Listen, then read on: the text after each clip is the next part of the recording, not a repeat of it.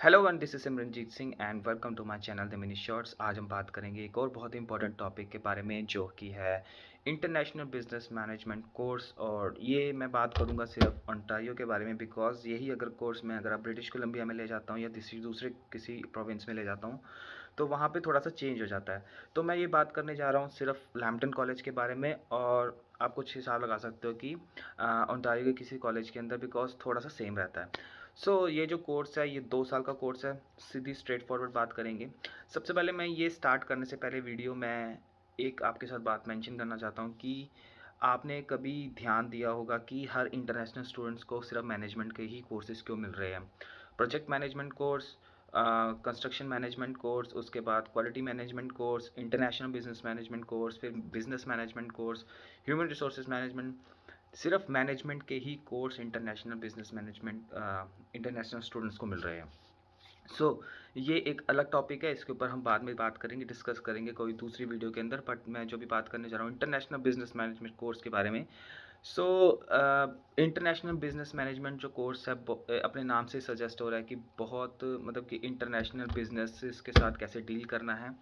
क्योंकि मैं इस बैकग्राउंड से नहीं हूँ, बट मैंने भी कॉलेज की वेबसाइट पे पढ़ के मैं आपके साथ वीडियो बना रहा हूँ। और कुछ मैंने जो मेरे फ्रेंड्स हैं, जैसे जो मेरे साथ रहे हैं सारनिया में, वो भी इंटरनेशनल बिजनेस मैनेजमेंट से थे। और वैसे ही एक आपने वीडियो देखी होगी लैम्पटन कॉलेज की वेबसाइट के ऊपर, इंटरनेशनल बिजनेस मैनेजमेंट के पोर्टल के ऊपर एक लड़की है, वो भी मेरे साथ काम करती रही है, जो कि आज एज अ प्रोडक्शन कोऑर्डिनेटर काम कर रही है टोरंटो में after international business management course के बाद।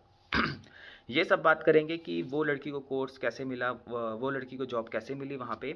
सबसे पहले स्टार्ट करते हैं international business management course.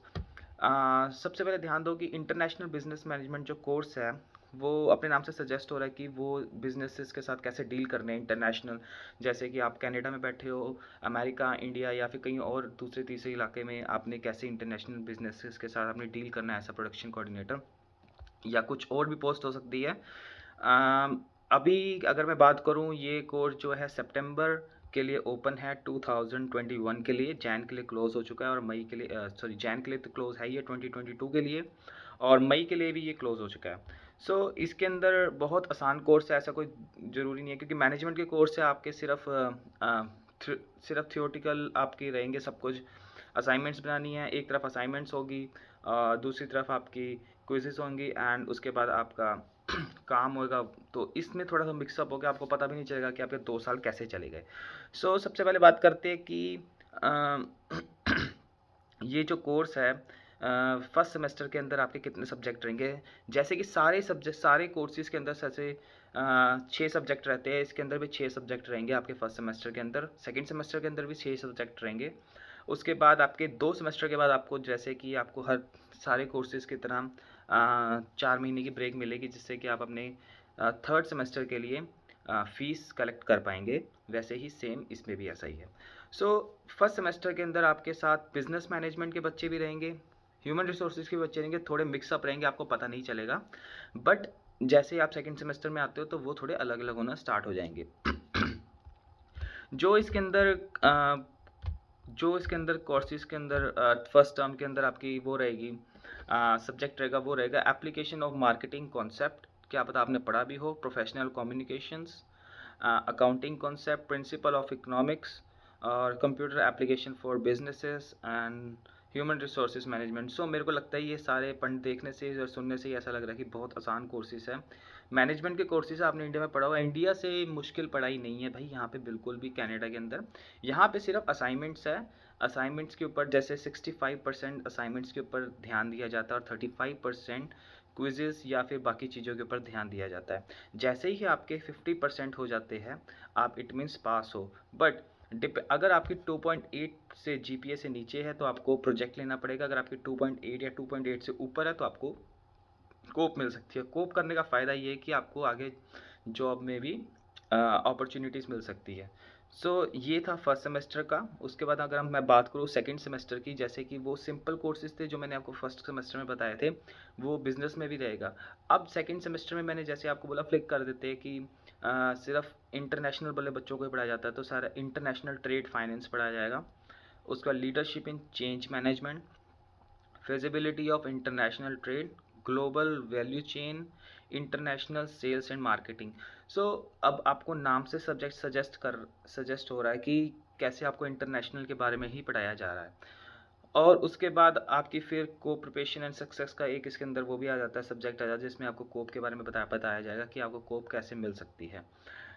Third semester, ये आपको 4 महीने की ब्रेक के बाद आपको थर्ड सेमेस्टर होगा। अगर हाँ जी, आप इंटरनेशनल बिजनेस मैनेजमेंट जैसे आप कर रहे हो, आप 4 महीने की फ़ीस कलेक्ट करने के लिए अगर आपको सारनिया के अंदर आप हो, तो आप सारनिया में as a full time job करके आप कलेक्ट कर सकते हो।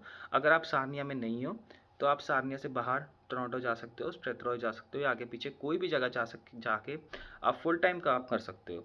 फुल टाइम काम करने का मतलब ये कि आप 40 घंटे काम कर सकते हो। उसके बाद अगर आपको पार्ट टाइम जॉब मिल रही है 20 घंटे, आप वो भी कर सकते हो। वो आपके ऊपर डिपेंड करता है कि आप कितने मेहनती और आप कितने हार्ड वर्किंग हो, कि आप अपनी हर चीज़ को मैनेज कर रहे हो। सो उसके बाद आता है थर्ड सेमेस्टर। थर्ड सेमेस्टर में भी ऑर्गेनाइजेशनल बिहेवियर। जैसे जैसे आपका सेमेस्टर बढ़ता जाता है तो आपकी डिफ़िकल्ट लेवल थोड़ा कम होता जाता है और आपके ऊपर प्रेशर भी कम हो जाता है। Because pressure in the sense आपको समझ आने लग जाती है कि कैनेडियन जो कॉलेजेस का पढ़ाने का तरीका वो कैसा है। उसके बाद international market entry strategies and financial analysis and budgeting. ये जैसे जैसे आप पढ़ेंगे वैसे वैसे आपको पता लगता रहेगा कि कैसे कोर्स है। बस इसके अंदर एक जो मेरे साथ मेरे दोस्त की बात हुई है, वो कह रहा है कि डिपेंड करता है कि टीचर कैसी है आपकी। बिकॉज उनकी अकाउंटिंग की टीचर बहुत टेढ़ी थी, तो उनको मार्क्स देने में बहुत प्रॉब्लम करती थी मार्क्स में, और उसमें थोड़ा मैथ्स भी आ जाता था बीच में थोड़ा वो। तो डिपेंड करता है आपका टीचर कैसा है, क्योंकि हमारे टीचर तो बहुत बढ़िया थे, बट एक था चल गया। उसके बाद आपकी आती है थर्ड सेमेस्टर के बाद आपका फोर्थ सेमेस्टर, जो कि कोऑप है, आपको कोई फीस नहीं देनी है। मैंने एक चीज़ देखी है कि बिजनेस मैनेजमेंट के अंदर हर बच्चे की कोप लग जाती है। अब कोप का लगती कहाँ पे है, ये नहीं कि कोप सिर्फ कंपनी में लगती है। कई बच्चे ऐसे होते हैं जो अपना सेफ साइड लेके चलते हैं कि लाइक उन्होंने सिर्फ पीआर में फोकस होता है। लाइक अगर वो काम कर रहे हैं किसी रेस्टोरेंट में, अगर वो काम कर रहे हैं किसी कन्वीनियंस स्टोर में, अगर वो काम कर रहे हैं किसी गैस स्टेशन में, तो वहाँ पे ही वो जॉब करते हैं और वहीं पे कोप का लेटर बनवा के सबमिट करवा देते हैं। ठीक है, उससे ये होता है कि वो एक तो फुल टाइम काम करते रहते हैं वहाँ पे, पैसे कलेक्ट करते रहते हैं। दूसरी बात, वो अपने पीआर के प्रोसेस के लिए अपने आप को तैयार करते हैं, क्योंकि हर बच्चे ने at the end of the day उसको पीआर ही चाहिए। बिकॉज 2 साल के बाद 3 साल का वर्क परमिट मिलता है, और 3 साल के वर्क परमिट के बाद कुछ नहीं मिलेगा।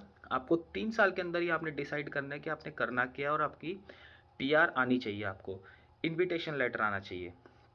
सो वो सर्कल के में काम करते हैं, या फिर गैस स्टेशन काम करते हैं, या कोई और रेस्टोरेंट में काम करके वहाँ पर एज ए सुपरवाइज़र काम करते हैं, या मैनेजर काम करते हैं, 9 भी। वैसे ही आपने जो मैंने आपको साथ वीडियो मेंशन करी थी, वो लड़की यशस्वी, वो बहुत अच्छी मैनेजर, बहुत अच्छे स्किल्स थे उसके पास, एंड वो पहले वहाँ पे एज अ मैनेजर काम करती थी हमारे साथ रेस्टोरेंट में। वो दूसरे रेस्टोरेंट में भी मैनेजर थी, फिर दूसरे हमारे साथ काम करती थी मैनेजर। उसके बाद उसने छोड़ दिया, उसके बाद वो टोरंटो मूव हो गई, एंड उसके बाद प्रोडक्शन कोऑर्डिनेटर एपेक्स ऐसी कोई कंपनी है, वहाँ पे वो एज अ प्रोडक्शन कोऑर्डिनेटर काम कर रही है आफ्टर आईबीएम। जिन बच्चों का या स्टूडेंट्स का फोकस रहता है कि मैंने इन इस कोर्स के बाद कुछ इसी लाइन के अंदर आगे जाना है, तो वो कोप के थ्रू जा सकते हैं, या फिर जॉब ढूंढ के जा सकते हैं। क्योंकि कॉलेज भी हेल्प करता है, ऐसी बात नहीं कि कॉलेज हेल्प नहीं करता। कॉलेज की रेगुलर ईमेल्स आती रहती है आउटलुक में या और भी जगह, हम देखते नहीं हैं। इसलिए कॉलेज बच्चे सोचते हैं कि हमारे पास टाइम होता नहीं है इतना, और इसलिए हम कॉलेज को ब्लेम करते हैं कि कॉलेज हेल्प नहीं करता, बट कॉलेज हेल्प करता है, ऐसी बात नहीं है। और दूसरी बात ये है कि आप लिंक्डइन के थ्रू भी जा सकते हैं। आप कॉलेज की आप अपने रिज्यूमे अपलोड करके आपको जॉब की ऑफ़र आ सकती है। तो बहुत सारे तरीके हैं जॉब्स लेने के, बट मैं आपको यही सजेस्ट करूँगा कि आपने जो भी करना है अपने फ्यूचर को देख के करना है, because PR is the most important thing for everyone. So international business management का यही था। और कॉलेज की फ़ीस ऐसी ही, हर कोर्स की फ़ीस कुछ लगभग 6,000 से लेकर 9,000 के बीच में ही रहती है। ऊपर नीचे होता रहता है, डिपेंड करता है कॉलेज के अंदर क्या ऐड हो रहा है क्या ऐड नहीं हो रहा है। इसकी जो रिक्वायरमेंट है कॉलेज की 6.5 बैंड है ग्रेजुएट स्टूडेंट्स के लिए। और दूसरी बात, आपको लैपटॉप रिक्वायर्ड है। लैपटॉप कोई ज़रूरी नहीं है कि आपने बहुत महंगा ही लैपटॉप लेना है, जिसके पास पैसा है वो अलग बात है, बट जिसके पास पैसा नहीं है वो सिंपल सा लैपटॉप लेके काम कर सकता है। और लैपटॉप के अंदर चलाना कुछ भी नहीं है, सिर्फ माइक्रोसॉफ्ट चलाना है हमने MS, उसके अलावा कुछ नहीं चलेगा। सिर्फ उसमें भी वर्ड चलेगा इंटरनेशनल बिजनेस मैनेजमेंट के अंदर। बहुत ही आसान कोर्स है और आप इस कोर्स से रिलेटेड आगे आप अपने आप को सेटल कर सकते हैं। ये थी आज की वीडियो इंटरनेशनल बिजनेस मैनेजमेंट के ऊपर, और होप कि आपको अच्छी लगी होगी, और अगर अच्छी लगी तो hit the like button. Thank you. और हाँ, अगर आप मुझसे बात कर सकते हो तो इंस्टाग्राम पे हम मुझसे बात कर सकते हैं, simran.dutt19 at simple simran.dutt19। So thank you for everyone.